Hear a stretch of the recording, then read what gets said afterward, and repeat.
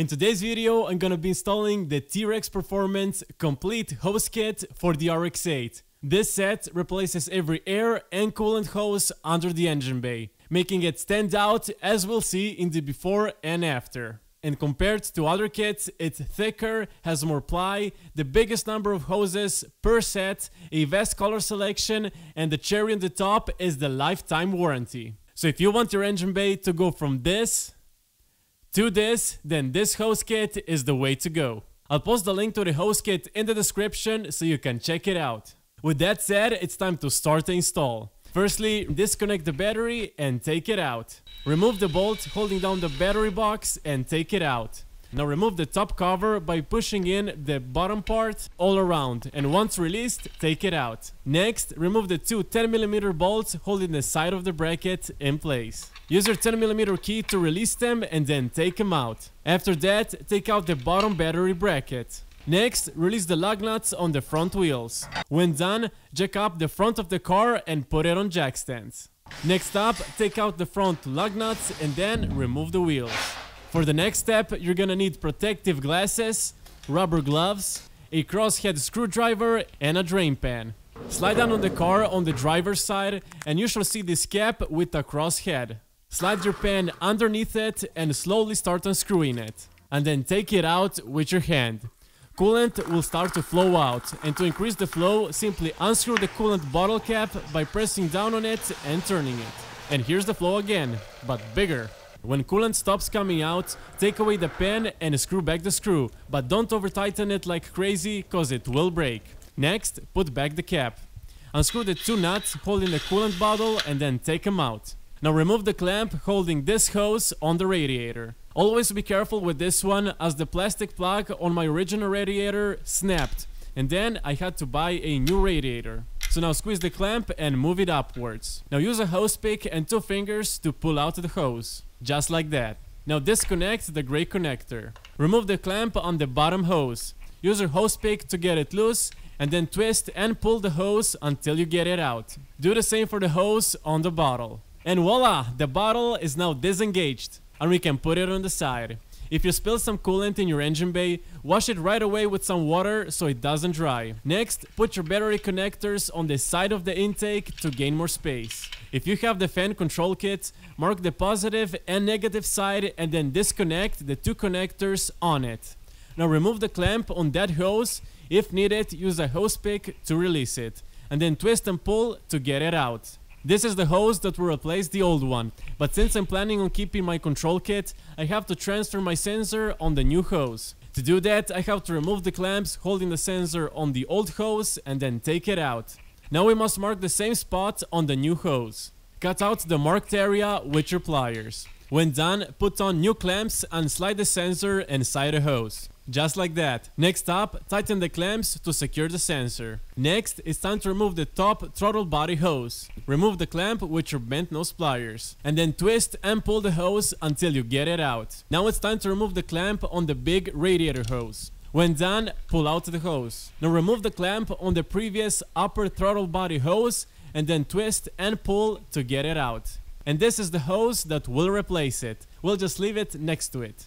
Now detach the medium hose from the bracket, remove the clamp, unstuck it with a hose pick, and then twist and pull to get it out. And this pretty lady is the one replacing it. Remove the clamp from the other side of the big upper radiator hose that we disconnected earlier, and then twist and pull to get it out. Take a container and pour out the leftover coolant from that hose, so it won't spill all over the engine bay. If you have a coolant temperature sensor, remove the two clamps holding it in place and then take it out from the two hoses. If they are stubborn, just use a hose pick to unstuck them. And these are the two hoses that will replace them. Now you have to remove the zone adapter if you have one and then put it on the side. Now we're gonna disconnect the two heater core hoses. The process is the same as before.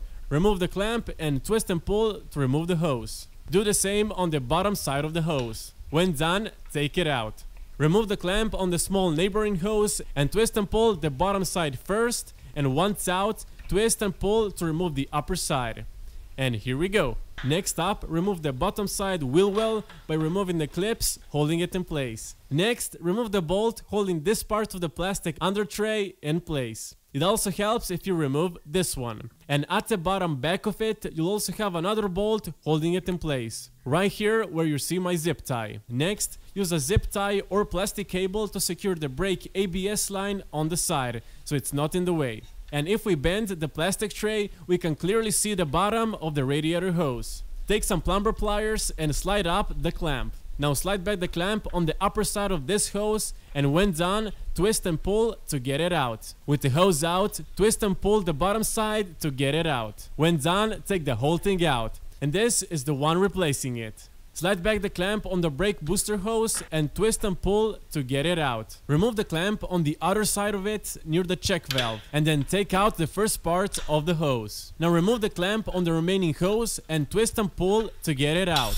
When disconnected, you will hear some air escape, which is normal. Remove the hose from the plastic part and leave it as it was installed. Now, if we look behind the passenger side brakes, we can see this hose that transports air. To remove it, simply push out the top part, then twist and pull the lower part to get it out. Now it's time for me to remove my oil catch can to gain some space in this zone. To gain some extra space, you can remove your strut tower. If you have the stock one, simply remove the two nuts on each side holding the bar in place. When done, take it out. Now slide back the clamp on the heater core hose, which is this one right here, and then twist and pull the hose to get it out. To remove the bottom side, you can venture with this tool to get it loose from the bottom side where the wheel is. This is the trickiest and hardest hose to remove. If you really have time to play around, be my guest. But if you're not sure how to handle it, or if you don't want to lose your patience, just skip it and change it when the engine is out. Next up, release the clamps on the 3 intake hoses.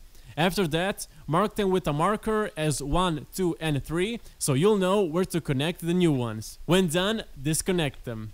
Now disconnect the MAF sensor connector. Next, remove the main clamp holding the intake tube on the throttle body. And the goal here is to get the airbox out far enough from the throttle body. If you have an intake like me, the job is super simple and fast. Now disconnect the throttle body connector and also the small black connector on the side of the oil filler cap. Now slide back the clamp on the hose under the throttle body and then use both hands to remove the hose. Now let's head up behind the upper intake manifold. Here you'll see 3 connectors, a blue, white and black one. Squeeze the left passenger side of the connectors and then wiggle and pull them to get them out. Just like that. Now it's time to remove the fuel air line, which is not pressurized and has only air inside. So no worries about fuel here. But do not touch the red one on the right as it is pressurized and has fuel inside. The blue one is the one we must disconnect. And to do that, simply squeeze the flat side of the clamp so that it widens. And then carefully twist and pull to get out the hose. Just like that. Next up, it's time to get these 2 hoses out of the clamps. To open the clamp, simply pull on the bottom right part, like this. And now we can easily slide out the hose and leave it where it is. Now we have to do the same for the hose on the left. Open the clamp and slide out the hose. With that done, it's time to unscrew and take out the 2 bolts holding down the lower front intake manifold. Now let's remove the 3 bolts from the upper middle intake manifold. The 3rd bolt here is in the back and a bit hard to get, but with a swivel joint and long extension, it'll come out like a charm. If you want, you can also remove the upper part first, and then you'll have more space to work on the lower part. And here it is. Now it's time to remove the lower rear intake manifold bolts.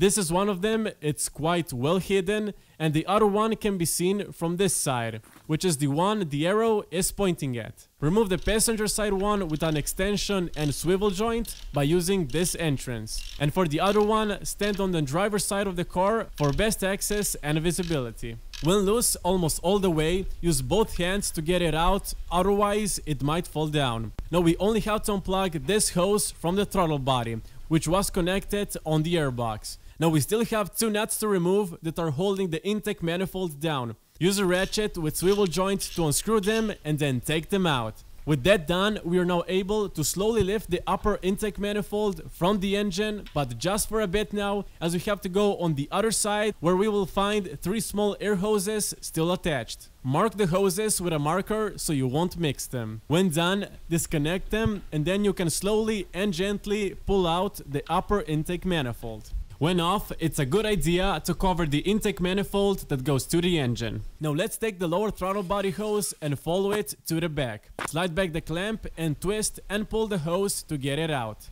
And this is the hose replacing it.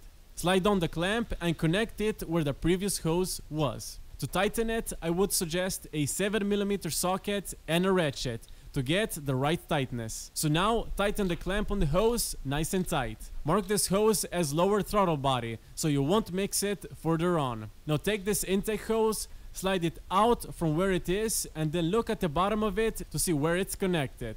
To remove it, simply twist and pull and it should come right out. And this is the hose replacing it. Install it where the other hose was, no hose clamps needed here. Slide it on the other side where it was before, near the intake, and mark it with a marker. Now take the other intake hose, slide it out and find the bottom to see where it's connected. And then twist and pull to get it out. This is the hose that will replace it. Slide in the bottom part where the previous hose was and slide the top side so it comes out near the intake, like before. And don't forget to mark it.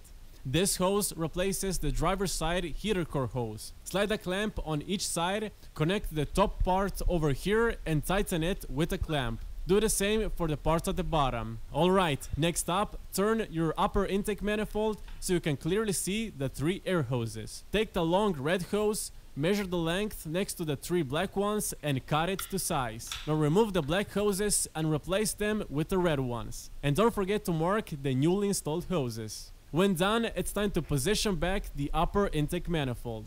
Slide the 3 hoses on the other side where they connect, otherwise they will remain stuck under. Now reconnect the 3 air hoses where the black ones were connected. Just follow the number pattern you marked. When done, take the hose marked as lower throttle body, slide on the clamp and connect it on the lower side of the throttle body. When done, tighten the clamp with your ratchet. Next up, position the upper intake manifold in place. Now screw in the 2 lower front bolts. Next, screw in the 3 upper middle bolts. After that, the 2 rear lower bolts. And use a ratchet with extension to tighten all these 7 bolts. You can mark the ones that you already tightened with a marker so you'll know which ones are done. Now screw in the 2 nuts on the other side of the manifold and then tighten them with your ratchet. When done, put back the 2 hoses inside the clamps where they were and close the clamps to secure them in place. Plug back the fuel air hose until the blue plastic clicks in place, just like that. Reconnect the 3 connectors on the back with the blue on top, the white in the middle and the black at the bottom. Plug back the connector near the oil filling cap and the one on the throttle body. With that done, we can reinstall our air intake or air box. Now let's go behind the passenger side wheel and install the small red hose. We'll slide the bottom part first and then the upper part, just like that. Now take the lower radiator hose, slide it in and position it in place. Put the clamp on the upper side and plug it on. With the clamp on like this, you can also plug on the bottom side of the hose. When done, tighten the clamp with your ratchet. And also tighten the clamp on the upper side. Next, position in place the left heater hose. With the clamps on, plug it in and tighten the clamp. Repeat the same process for the bottom side of that hose. Slide it in place and tighten the clamp. Take the right heater core hose, put on clamps, position it in place by sliding the bottom first and then the upper part.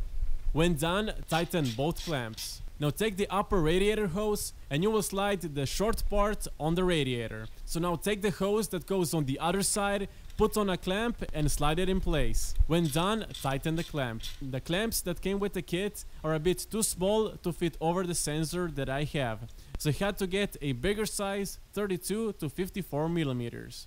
Position the clamps in place and slide the sensor inside the hoses. Then tighten the 2 clamps to secure it in place. Plug the other side of the radiator hose on the radiator and tighten the clamp. Next, remove the small hose on top of the coolant bottle and replace it with a new, longer one. Just like that. Remove the clamp on the hose at the bottom and take it out. Slide on the new one and tighten the clamp. Now take the medium-sized hose, slide on a clamp, position it in place and tighten the clamp. You can also slide it back in the bracket that holds it in place. Now take the super long upper throttle body hose, slide it in place and tighten the clamp. Put a clamp on the lower side, position it in place and tighten it. But be careful not to have it rub on the OMP oil lines. Take the hose with the fan control kit sensor, slide on a clamp, position it in place and tighten it. Take the small part of the brake booster hose and slide it on. Next we have the check valve and have the black part that says engine face the front of the car. Slide on the remaining brake booster hose and secure it in the plastic bracket. To finish, tighten all clamps. Now slide down the intake hoses as they are marked and secure them with a clamp. This hose connects to the air pump, which I don't have anymore, but the install is really straightforward. Take off the old and put on the new. You can't go wrong. Now I have two extra hoses. One is for the intake that connects to the oil cap, but I won't use it since I have an oil catch can, and the other one is for models with an updated upper intake manifold, which I don't have, therefore I won't use it. Put on the clamp on the remaining medium-sized hose and slide it on the bottom of the coolant bottle, and then tighten the clamp with a ratchet. I like to lift this hose a bit with a zip tie so that the sensor does not rub on the metal bar. Slide a clamp on the smaller lower hose of the bottle, position it on the plastic tube of the radiator and then tighten the clamp. Take the lower part of the hose and put it under here, just above the radiator. Slide on the top hose and tighten the clamp. Reconnect the gray connector, screw on the two nuts holding the coolant bottle and then tighten it in place. Screw back the oil catch can and also connect it. Reinstall the zone adapter. Reconnect the pins of the fan control kit. Reconnect the MAF sensor, put back the wheels and tighten the lug nuts. Now you can finally put the front of the car back on the ground. Tighten the lug nuts. Time to fill up our cooling system. Put in the good old FL22 coolant. So now pour in your coolant until it does not suck anymore. This is a pressure tester for the cooling system. This step is not obligatory, but it's recommended to find out if there are any leaks before turning on the car. The use of it is very simple. Just pick the right coolant bottle cap and pump with the pressure measurements. Our system has 0.9 bar of pressure, and this is what it must hold when testing. Now simply screw on the cap and on it the tube, just like that. Next, slowly start pumping to build up pressure. The goal is to reach 0.9 bar and have the needle stay there without going down. If it goes down and it can't stay still, it means that there's a leak. In this case, use a mix of water and soap and spray it on the connections, pump and see where the bubbles form. Now let the tester sit for 30 minutes. In my case, I have reached the desired pressure and it's staying there without moving, which means everything is connected perfectly. Now simply press the button on the hose to release the pressure. Put back your battery and reconnect it. To bleed out air from the system, you can disconnect the upper throttle body hose, put it in a bottle and pump until you see coolant coming out. After that, reconnect the hose and tighten it. Now it's time to turn on the car, put the heat on max temperature and full blast, and wait for bubbles to go away from inside the coolant bottle. Pour in some more if needed. After that, put back the cap and monitor the temperature with your OBD2 scanner and make sure it stays stable. I'll put a video in the description for this part if you need it. And with that, we finally came to the end of this install, and boy oh boy is the result worth it. The looks of the engine bay are eye-grabbing and complement the theme perfectly. So now let's compare the before with the original black hoses and the after with the T-Rex Performance hoses. The difference is more than noticeable and definitely pleasing to see. Let me know what you guys think in the comments below. The hose kit will be linked in the description along with all the tools that you might need. And as always, leave a like, subscribe and check out more Rx8 videos on my channel.